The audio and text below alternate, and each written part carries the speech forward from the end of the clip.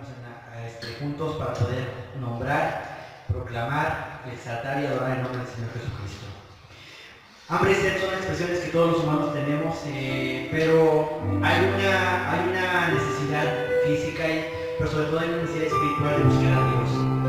Dice la palabra de Dios en el libro de Mateo: dichosos son los que tienen hambre y sed de justicia, porque serán saciados. Y también dice la palabra de Dios en Salmo 63:1: oh Dios, mi Dios eres tú, de madrugada yo te buscaré, mi alma tiene sed de ti, mi carne te anhela, cual tierra seca y árida donde no hay aguas. Y hoy, en esta hora, tenemos necesidad de Dios, tenemos necesidad de buscar la presencia del Señor Jesucristo, del Espíritu Santo de nosotros. Yo le invito a que cierre sus ojos y en esta hora usted le diga a nuestro Padre Celestial: aquí estoy, delante de ti, tengo sed, tengo hambre de ti, te busco tu rostro, desde la primera de la noche te necesito, yo hoy aquí estoy delante de ti.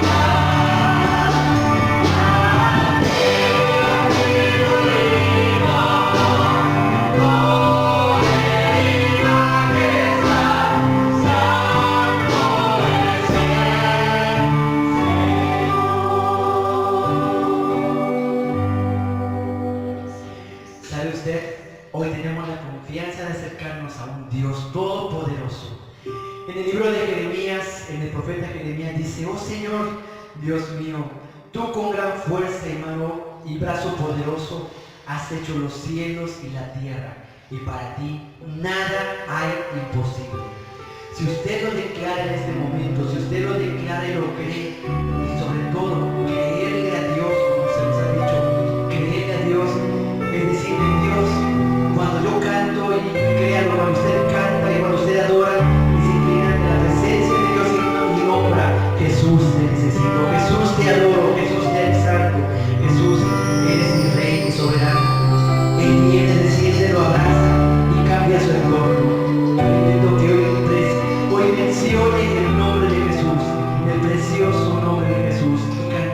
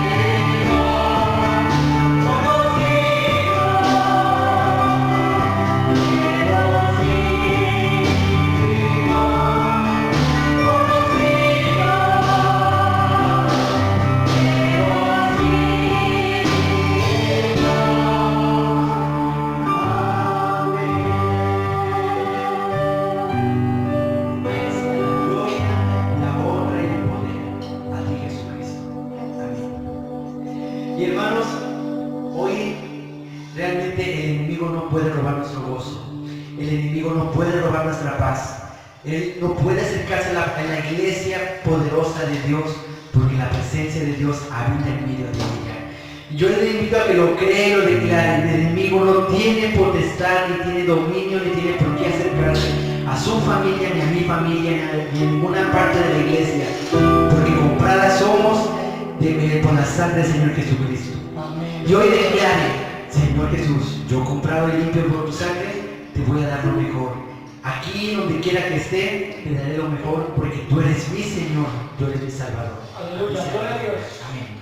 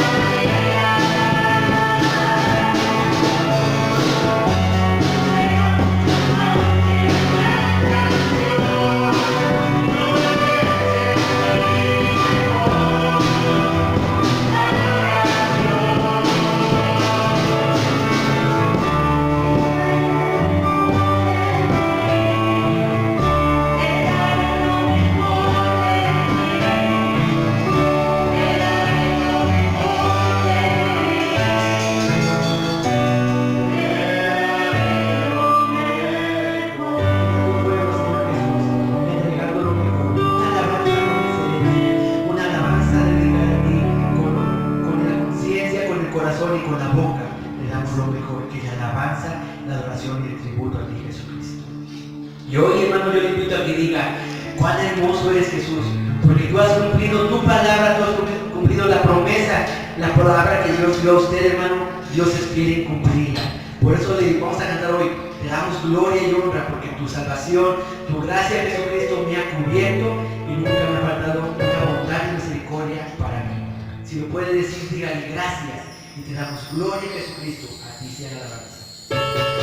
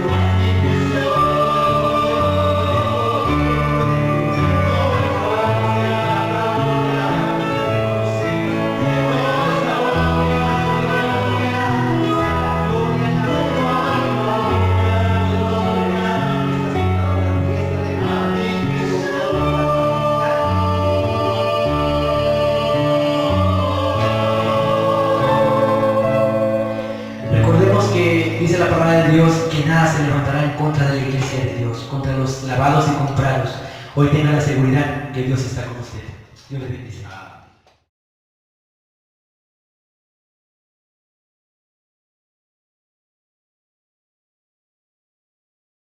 Buenos días a todos, a todo el centro, a esta gran familia que compone el Centro Familiar Manuel. Y bueno, pues estamos aquí para compartir lo que corresponde a la escuela dominical de este domingo. Bueno, ya sabemos que por las circunstancias que estamos viviendo tenemos que hacerlo de esta forma. Y bueno, pero la palabra de Dios siempre será la palabra de Dios. Quiero decirles, hermanos, también que ya con mucha anterioridad el área de educación había programado que para estos domingos se dieran escuelas dominicales especiales acerca de lo que llamamos nosotros la Semana Santa, correspondiendo el día de hoy la entrada triunfal de Jesús a Jerusalén. Dentro de 8 días, bueno, se nos estará hablando acerca de la resurrección. Entonces vamos a partir, hermanos, y ya vamos a partir y vamos a tomar como texto de referencia primero en Mateo capítulo 21 versos 1 al 11. Quiero decirles que este acontecimiento es narrado, hermanos, por los 4 evangelistas. Esto nos habla de la importancia de lo que sucedió y vamos a ir reflexionando muchos tópicos, ¿sí?, acerca de esto. Y dice así, dice la palabra en Mateo capítulo 21, verso 1 al 11, dice: cuando se acercaron a Jerusalén y vinieron a Betfagé, al monte de los olivos, Jesús envió 2 discípulos, diciéndoles: id a la aldea que está enfrente de vosotros, y luego hallaréis una asna atada y un pollino con ella, desatadla y traédmelos. Y si alguien os dijera algo, decid: el Señor los necesita, y luego los enviará. Todo esto aconteció para que se cumpliese lo dicho por el profeta cuando dijo: decid a la hija de Sión, he aquí tu rey viene a ti, manso y sentado sobre un asna, sobre un pollino, hijo de animal de carga. Y los discípulos fueron e hicieron como Jesús les mandó, y trajeron el asna y el pollino, y pusieron sobre ellos sus mantos, y él se sentó encima. Y la multitud, que era muy numerosa, tendía sus mantos en el camino, y otros cortaban ramas de los árboles y las tendían en el camino. Y la gente que iba delante y la que iba detrás aclamaba diciendo: Hosana al Hijo de David, bendito el que viene en el nombre del Señor, Hosana en las alturas. Cuando entró él en Jerusalén, toda la ciudad se conmovió diciendo: ¿quién es este? Y la gente decía: este es Jesús, el profeta de Nazaret de Galilea. Bien, como yo les comentaba, este pasaje narrado por los 4 evangelistas, pues siempre nos ofrece la posibilidad de rescatar muchos detalles que algunos no toman en cuenta. El hablar de Semana Santa, hermanos, siempre bueno, es dicho con todo respeto, no siempre todas las personas tienen el mismo, digamos, la misma percepción. Hay quienes, por ejemplo, la Semana Santa es un tiempo de guardar, es un tiempo de meditación, es un tiempo de estar en ello. Pero, por ejemplo, hay quienes yo he escuchado, personas, y no estoy criticando a nadie, se lo comento, nos dicen que es solamente una tradición, que se cae en tradicionalismos, que se cae en muchas cosas. Yo creo, hermanos, que a la luz de lo que vamos a ver hoy en la Escritura, creo que nos llama acerca de la importancia de lo que sucedió en esa ocasión. Entonces vamos a ver,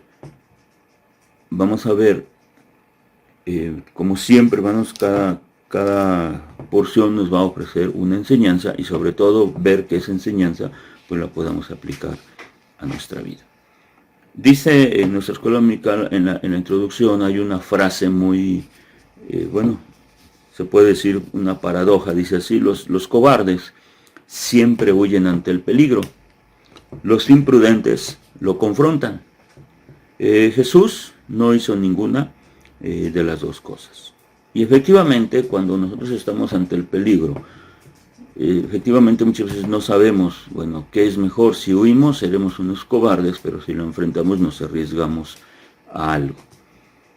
A mí aprovechando aquí, me llama mucho la atención porque ¿cuál es la actitud de la iglesia cuando nosotros estamos viviendo esta situación de esta pandemia? Y la pregunta es, bueno, ¿se hizo bien en cerrar la iglesia o se hizo bien decir, bueno, ser prudente y prácticamente, bueno, huir? Entonces, bueno, pues la escuela dominical nos dice, ¿no? Jesús no hizo ninguna de las dos cosas, ni enfrentó el peligro, ni tampoco huyó. Bueno, ahorita lo vamos a explicar. De hecho, la Biblia, hermanos, nos enseña que muchos siervos de Dios, cuando ellos estuvieron en peligro, pues prácticamente ellos tuvieron que huir. Por ejemplo, nosotros vemos a Moisés cuando tiene un problema ahí, que pelea con un egipcio, él huye y se va a la tierra de Madián. Desde ahí, hermanos, Dios ya tenía un propósito, lo va a llamar para una misión muy grande. Nosotros vemos, por ejemplo, Elías, que después de haber confrontado a los Baales, a los profetas de Baal, perdón, él huye cuando pues lo amenaza Jezabel. El mismo Señor Jesucristo, sus padres huyen, dice que cuando él era bebé, cuando él es un bebé, ellos oyen la amenaza de Herodes de matar a todos los niños y huyen a Egipto. Pero también debemos ver, hermanos, que aquí ellos realmente están moviéndose dentro de un propósito. La iglesia, hermanos, siempre y cada uno de nosotros nos debemos de mover dentro de un propósito. Aquí no se trata de ser valientes o de ser cobardes, sino de movernos dentro del propósito que Dios tiene establecido. El Señor Jesucristo muchas veces a través de la Biblia, nosotros vamos a cuenta, había ido a Jerusalén. De hecho, desde niño nos dice que sus papás iban cada año a Jerusalén. Y entonces, bueno, entendemos y deducimos así claramente que Jesús iba con ellos, puesto que nos dice que en una ocasión fue cuando él se les pierde y lo tienen que buscar. Y bueno, fueron 3 días de angustia hasta que él está ahí en el templo platicando con los doctores de la ley. Ya dentro de su ministerio nosotros encontramos que él fue a Jerusalén durante 3 ocasiones. Las primeras 2 él pasa desapercibido y esta tercera vez es muy diferente a todas ellas. Él sabía que ir a Jerusalén significaría su muerte. Él también sabía que era un plan ideado por Dios, pero era un plan ideado desde la eternidad. Entonces, en esto que nosotros podemos llamar el último viaje a Jerusalén, pues dice, la decisión de matar a Jesús estaba tomada y él lo sabía. De hecho, él lo externó a sus discípulos, ¿no? Es necesario que el Hijo del Hombre vaya y padezca mucho, dice, y sea crucificado, pero resucitará al tercer día. Incluso, bueno, recordamos que pues algunos de sus discípulos, y especialmente Pedro, dice, Señor, que tal cosa no te acontezca. Bueno, ahora él va a Jerusalén y ya no lo hará en forma anónima, sino que lo hará en forma pública para tomar su lugar como gobernante. O sea, este acontecimiento, hermanos, nos habla porque es un tipo de lo que Jesús va a hacer dentro del plan eterno de Dios, ¿sí?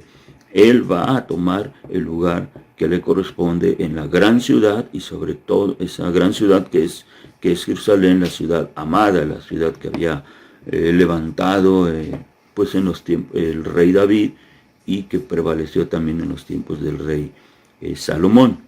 Vemos, bueno, que cuando los 4 evangelios nos narran este acontecimiento, algunas características de esta entrada triunfal. Dice, por ejemplo, ahí no vemos que haya un gesto de victoria. Los grandes reyes, cuando eran elegidos, nombrados, pues obviamente lo hacían con este gesto. Él no va rodeado de ejércitos o de guardias que lo protejan o que exhiban su poder. Tampoco viene en pompa o gloria. Él no camina sobre sus enemigos, sino lo vamos a ver caminando sobre mantas y ramas. Bien, vamos a ver les digo que todo ello, hermanos, nos habla y nos da una enseñanza muy particular. Primero vamos a ver las circunstancias. Dice, el pasaje comienza, dice, llegando al monte de los olivos, cerca de Betfagé y Betania, y Jerusalén, o sea, él se pone en el monte de los olivos, y por un lado está el pueblo de Betfagé, por otro lado está Betania, donde sabemos que él tenía una familia muy querida, y enfrente estaba Jerusalén. Allí dice que él requiere un pollino, y envía a dos de sus discípulos y nos dice, tráiganlo, y si alguien cuestiona, solo digan, el Señor lo necesita. Fíjense, hermanos, que aquí aprendemos tres cosas muy importantes. Primero, la omnisciencia de Jesús. Él sabe todas las cosas, sabe hasta este detalle. Ustedes entrarán en ese pueblo y van a hallar un asna. ¿Sí? Y dice, tráiganlos. También sabe que los dueños, porque seguramente son los dueños, cuestionarán, oye, ¿por qué estás desatando eso? Entonces nos habla de la omnisciencia, hermanos, y esto quiere decir que cuando Jesús nos manda a hacer algo, Él ya sabe todo.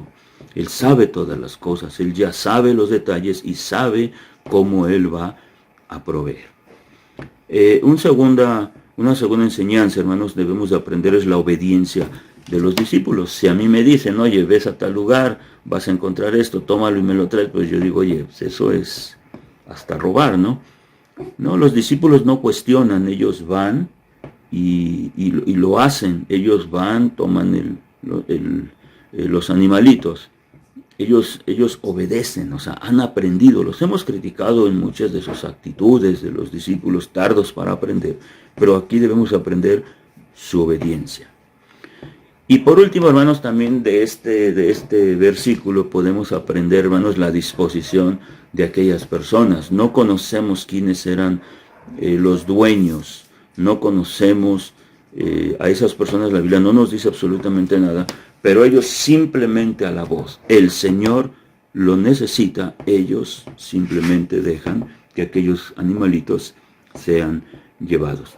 La historia, la Biblia y nuestra experiencia personal nos ha demostrado que gente que muchas veces no es cristiana, gente que no tiene un conocimiento de Dios, que no tiene un compromiso con Dios, muchas veces ellos están dispuestos o Dios pone esa disposición en sus corazones para ayudarnos. Ellos simplemente, dice, los dejaron ir. ¿Sí? Bien, entonces, dice, hermanos, que ahora vamos a ver que cuando llegan los discípulos con estos animalitos, inmediatamente dice así, a mí me llama mucho la atención y ahora de aquí vamos a hacer un camino, vamos todos a imaginarnos, pues lo que yo llamaría como una especie de procesión, y vamos a ver, hermanos, en ese camino, y vamos a ver quiénes nos gustaría a nosotros ser de esos personajes, con cuáles nosotros nos podemos identificar. Inmediatamente que estos animalitos son llevados, dice así, dice, y los discípulos, dice, colocaron sus mantos sobre el pollino. En primer lugar, hermanos, sus discípulos, yo diría más bien sus apóstoles, colocan estos mantos, sus mantos sobre el pollino para que él se siente. Entonces, una vez más vemos a unos discípulos que están dispuestos a desprenderse de algo para que sea usado por el maestro. Pero también, hermanos, vemos, dice, inmediatamente los que los acompañaban hacen lo mismo. En Juan 12, 18 dice que mucha gente que iba con ellos empieza a hacer lo mismo y también utilizan sus mantas y sus palmeras. Aquí, hermanos, quiero también hacerles que ustedes observen que en el capítulo anterior está muy ligado también a este capítulo 21. Dice que Jesús iba saliendo de Jericó. En el capítulo anterior es el 20. Y en el versículo 29 dice que le seguía una gran multitud. Y él sana a estos dos ciegos. Y en el capítulo 30 dice, entonces Jesús, compadeciéndose, tocó los ojos y enseguida recibieron la vista y le siguieron. Entonces había mucha gente que seguía a Jesús. Aparte sabemos que había personas que le servían con sus bienes, aquellas mujeres que iban con él. y muchos que también son identificados como sus discípulos, iban ahí con los 12 apóstoles. Entonces mucha gente, dice, se suma a esta actitud de colocar sus mantos para darle un servicio de alabanza a Jesús. Entonces, pero dice que algunos no tenían mantas, entonces cortaban ramas, dice, a su paso, no tenían ya mantos, pero cortaban ramas y los ponían, y Jesús caminaba sobre ellos. Otros dice que cortaban palmas y estos las ondeaban al aire, y estos empezaban entonces a cantar, empezaban a alabar, empezaban a exaltar el nombre de Cristo. Bien, ellos cantaban, decía, bendito el que viene en el nombre del Señor. Tanto esta lectura, estas referencias que nos narra el libro de Mateo 21:9 y Marcos 11:10 son tomados literalmente así del libro de los Salmos. Entonces, y que significan, dice, oh Jehová, sálvanos ahora, te ruego, oh Jehová, que nos hagas prosperar ahora. Yo creo, hermanos, que muchos de nosotros, muchas de nuestras oraciones hacia el Señor son estas: sálvanos ahora, te ruego, oh Jehová, haznos prosperar ahora. Entonces sí nos habla aquí, hermanos, que Él puede darnos muchas cosas. Y entonces ellos también entonaban, bendito el que viene en el nombre de Jehová. Y entonces dice que aún hay mucha gente que se sumará a esta gran procesión. Había mucha gente que había en Jerusalén, y entonces nos narra la palabra que ellos al verle, dice así, dice, al oír que venía, dice, salieron a recibirlo. Entonces podemos imaginar, hermanos, que aquella caravana de Jesús, primero pues eran los apóstoles, después eran todos los discípulos, toda la gente que le seguía, y en esa procesión que iban hacia Jerusalén, porque empezaban las celebraciones del día de la Pascua, mucha gente se suma, y ahora también mucha gente misma de Jerusalén dice, salieron a recibirle. Literalmente nos dice así, al oír que venía, salieron a recibirle, dice, y todos juntos, dice, comenzaron a dar gran voces por todas las maravillas que habían oído. O sea, mucha gente, hermanos, realmente conocía a Jesús, o mucha gente había oído hablar de Jesús, que había hecho muchos milagros. Es seguro que mucha gente que había recibido de sus bendiciones, que había recibido sus favores. Es indudable que ellos habían esparcido, pues como una gratitud, habían comentado, y esto se había anidado en el corazón de la gente, y por lo cual muchos salieron a recibirle. Nosotros, hermanos, nosotros también nos encontramos, ¿cuál es nuestra actitud? ¿De cuáles nos gustaría ser? Y yo pienso que todos, o sea, ser parte de esos apóstoles, bueno, a lo mejor sería mucho, ¿no? Pero, porque apóstoles solo fueron 12. Pero, por ejemplo, de los que le seguían, de los que iban con él, de los que en el camino le reconocieron, de los que se sumaron a este gran reconocimiento, de aquellos que salieron, dejaron sus labores en Jerusalén y fueron a recibirle. Sea como sea, hermanos, yo creo que mientras nosotros reconocemos a Cristo como el Rey que es, estaríamos en un buen camino. El problema sería, bueno, ¿cuántos de estos de veras lo hicieron sinceramente? Pero nosotros no lo sabemos y no lo podemos juzgar.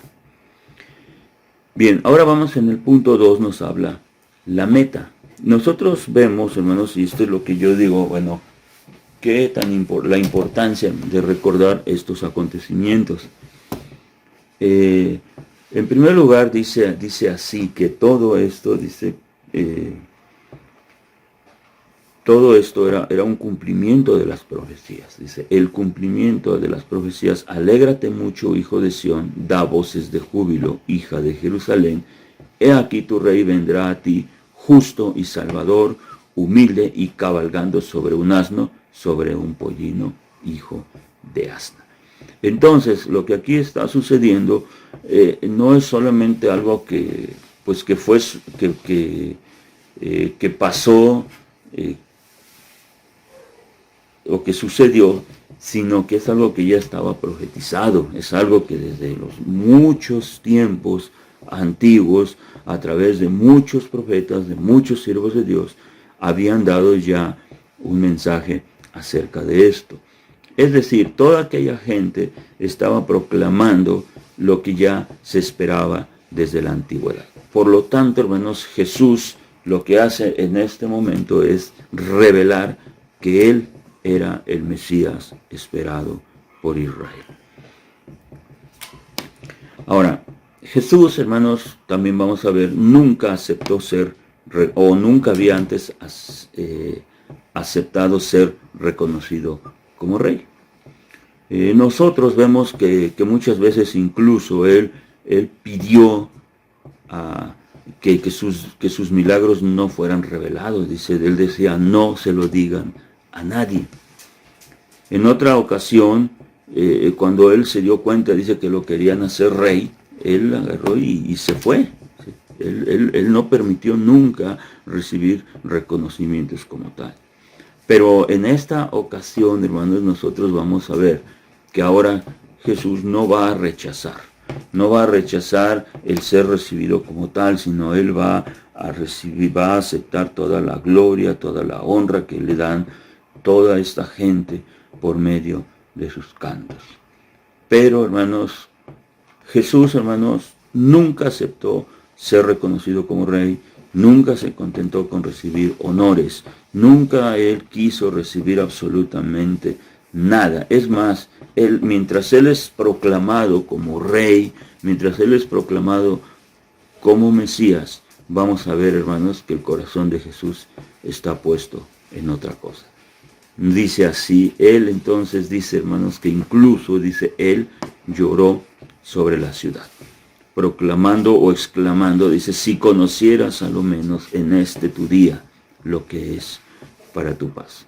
O sea, Jesús, hermanos, no estaba concentrado en las exaltaciones de la gente, sino en el propósito para el cual Él ha sido enviado. Y cuando Él se para frente a Jerusalén, dice la Biblia, lloró sobre la ciudad. Bien, hermanos, siguiendo nuestro camino, ahora nosotros vamos a ver esta parte en donde vemos que los niños se unen a la alabanza. Nuestra escuela dominical hace esta pregunta y dice, ¿le reconocerán como rey? Vaya que sí le van a reconocer como rey. De ellos entonan una canción que dice, un canto que dice, Hosana al Hijo de David. Ellos, hermanos, por supuesto que van a alabar al Señor, pero lo van a reconocer como lo que Él es. El Señor llega a Jerusalén, cruza las calles, llega al templo, ahí y dice en el capítulo 21, los versos 14 y 15, y vinieron a Él en el templo ciegos y cojos y los sanó. Pero los principales sacerdotes y los escribas, viendo las maravillas que hacía, sabiendo lo que Él había sanado a aquellos enfermos, pero sobre todo dice, y a los muchachos aclamando en el templo y diciendo, Hosana al Hijo de David, dice, se indignaron. Y en esta indignación ellos se dirigen a Jesús en una pregunta, hermanos, que tiene un filo impresionante, porque ellos dicen, ¿oyes lo que estos dicen? De tal manera, pero Jesús, hermanos, no le da vueltas y les contesta directamente, sí. Y entonces, hermanos, Él les contesta, también dice, pero que ustedes nunca oyeron, nunca leyeron, que dice que de la boca de los niños y de los que maman, perfeccionaste la alabanza. Aquí, hermanos, nos habla de los niños, de la importancia de que los niños alaben a Dios. Hemos dicho, y se nos ha enseñado también, que los niños imitan lo que hacen los grandes. Los niños son grandes imitadores, pero aquí vemos que estos niños no solo, hermanos, se unen a la alabanza, no solamente ellos son participantes, sino además dice que ellos la perfeccionan. Es decir, hermanos, que la alabanza a Dios es perfeccionada en los niños. Ellos son los que completan la verdadera alabanza y ahora todos juntos entonan esta canción, Hosana al Hijo de David. Y entonces, hermanos, entramos a nuestro punto final y habla los efectos. De alguna manera decimos, los actores se han unido, los apóstoles, los discípulos, los peregrinos, los de Jerusalén que han salido a recibirle y ahora sobre todo los niños. Pero hay un grupo, dice, que no pueden soportar los cantos, ni los grupos de gritos de júbilo, y piden que se callen. Así, los líderes religiosos se van a unir, pero a la amargura. Ellos no soportan que Cristo sea alabado. Hay otro grupo, nos dice por ahí en uno de los evangelios, que preguntan, ¿y quién es este? Y bueno, les dicen, este es Jesús, el profeta de Nazaret. Para aquella gente solamente Jesús será un profeta. No es el Mesías que Israel ha estado esperando y que se quedará esperando por muchos siglos más. Dice la Biblia, para ellos está encubierto para sus ojos. Quizás hay algunos que oyen y se emocionan, pero la verdad solamente será por un tiempo, porque pronto volverán a sus labores cotidianas y para ellos todo habrá sido un día más. Si no se vieran como pecadores, no necesitarán de un Salvador enviado por Dios. En un escrito, hermanos, de Martín Lutero, que habla acerca de la verdadera forma de meditar en la Semana Santa, en la Pasión de Cristo, él menciona 3 aspectos que deben ser importantes. El meditar en la Pasión de Cristo, primeramente, hermanos, nos va a llevar a reconocerle quién es Él. Y cuando nosotros reconocemos quién es Él, hermanos, nosotros le alabamos y le glorificamos. Todas las personas que alabaron a Dios, hermanos, que alabaron al Señor Jesucristo, en todo momento le reconocieron como el Rey, como el Mesías prometido. En segundo lugar, hermanos, nos debe de llevar a ver quiénes somos nosotros. Entonces, el ver los sufrimientos de Cristo no nos debe llevar simplemente a compadecernos de Él. No nos debe de llevar a enternecernos por lo que Él ha padecido, sino nos lleva a pensar, hermanos, que todo eso fue por nuestra culpa. Muchas veces quien medita en la Pasión de Cristo termina odiando a los judíos, termina odiando a los romanos, termina odiando a Judas, termina odiando a todos aquellos, pero quizás, hermanos, los que nosotros debemos de pensar que quienes le dieron todos esos golpes, esos castigos, fuimos cada uno de nosotros. En una frase, hermanos, que es muy triste, dice así: quizás aquella corona de espinas, por ejemplo, son nuestros pensamientos, aquellos que no quisiéramos que nadie se enterara. Aquellos golpes quizás son nuestros pecados secretos. De hecho, dicen que tapándole los ojos le golpeaban con una caña y jugaban con él para preguntarle, ¿quién te ha golpeado? Quizás aquellos azotes, o seguramente, hermanos, representan todos los pecados que nosotros somos merecedores de haber llevado ese castigo. Y así, hermanos, nosotros nos lleva a un tercer nivel. Saber, hermanos, que ese castigo nosotros lo merecíamos. Nosotros éramos los que teníamos que haber recibido ese castigo, pero al recibirlo Él, hermanos, Él nos perdonó y ahora Él sanó nuestros corazones, ahora Él sanó y confortó y nos limpió de nuestros pecados, y entonces nos debe llevar a un estado de descanso. ¿Sí? Entonces, reconocerlo, quién es Él, reconocer quiénes somos nosotros, y tercero, hermanos, saber que por todo ese sufrimiento Él nos libró de la ira eterna. Pero dice, hermanos, que el Señor, dice, y cuando llegó cerca de la ciudad al verla, lloró.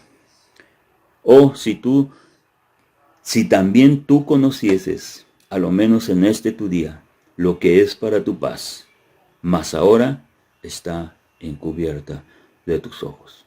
Que en estos días, hermanos, que estas circunstancias que estamos viviendo, nosotros veamos lo bueno. Decía por ahí, es la forma de una nueva oportunidad de reinventarnos. Es una forma de meditar en muchas cosas que debemos nosotros, quizás y seguramente, de recomponer nuestra vida. Es decirle al Señor que Él abra nuestros ojos espirituales, que Él abra nuestro entendimiento, que nos lleve a una verdadera comprensión de lo que sucedió en aquel día, y que Él nos prepare para que nosotros podamos alabarle. Alabarle, porque es lo que finalmente haremos por los siglos de los siglos, como el Rey de Reyes y el Señor de Señores. En esta mañana le decimos, Señor, en el nombre de tu Hijo muy amado, Señor, te pedimos, Padre eterno, tomes nuestro corazón, Señor. Tome, Señor, nuestra mente, nuestros ojos, Señor, nuestros sentidos, nuestra alma, Señor. Y tú quites, Señor, ese velo, Padre eterno, que impida, Señor, verte, Señor, como lo que tú eres, Padre eterno. Que tú no permitas, Señor, que haya en nuestra vida ese velo, Señor, que nos encubre, Señor, para ver quién eres tú, de ver quiénes somos nosotros, pero finalmente, Señor, que nosotros veamos que por ese sufrimiento, Señor, tú nos quitaste como pecadores, y ahora, Señor, en una disposición, Señor, de alabanza, Señor, nosotros te podamos alabar, Señor, con gratitud y con alegría de corazón, Señor. Ayúdanos, Padre, y bendícenos, Señor, en el nombre de nuestro Señor Jesucristo.